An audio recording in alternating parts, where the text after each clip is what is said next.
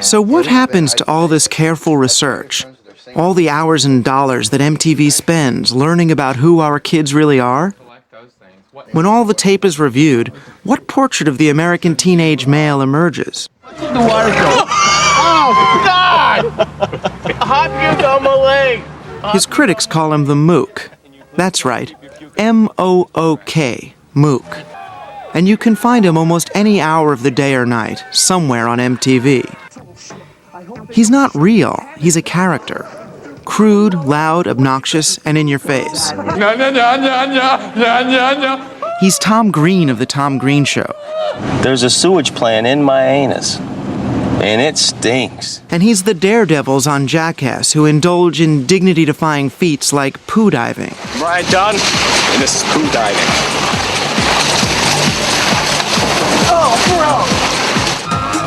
He's those frat boys and their whipped cream bikini girlfriends on MTV's constantly recurring spring break specials. Hey, Terrence, what brand of pants am I wearing? Let me see. He has migrated to MTV's sister network, Comedy Central, where he's the cartoon cutouts of South Park, or the lads on The Man Show. The juggies look nice, don't they?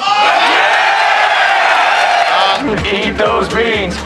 The Mook is perhaps Viacom's most bankable creation.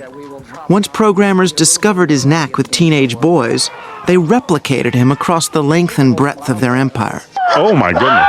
Grabbing my ass. Grabbing my ass. Take Howard Stern, perhaps the original and still king of all Mooks. Look how Viacom leverages him across their properties.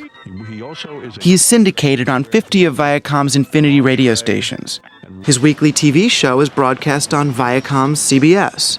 His #1 best-selling autobiography was published by Viacom's Simon & Schuster, then released as a major motion picture by Viacom's Paramount Pictures, grossing $40 million domestically and millions more on videos sold at Viacom's Blockbuster Video. Go ahead, tell me more about me.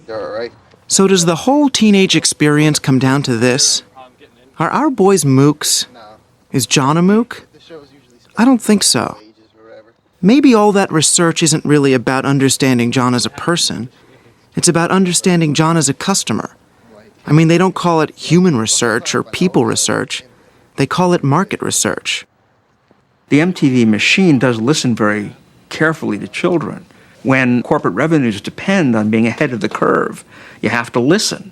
You have to know exactly what they want and exactly what they're thinking so that you can give them what you want them to have.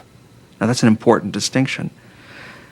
The MTV machine doesn't listen to the young so it can make the young happier. It doesn't listen to the young so it can come up with, startling new kinds of music, for example. The MTV machine tunes in so it can figure out how to pitch what Viacom has to sell. Crotch, crotch, crotch. There is no Mook in nature. He is a creation designed to capitalize on the testosterone-driven madness of adolescence. He grabs them below the belt and then reaches for their wallets. Would you watch my crotch? What MTV is struggling with is what's going on with all our cultural industries. We have fewer and fewer owners, but more and more choices. So they have to desperately find ways to keep people looking for gimmicks, and they don't have a huge time frame to establish an identity. With the remote control, your shelf life of chances to keep someone to get them to stay there is very short. You can't develop a character over 6 weeks. They're going to be gone after 2 minutes. So it puts pressure on commercial culture providers like MTV to try to find sort of things that their research shows will click right away, recognizable things, and play on those.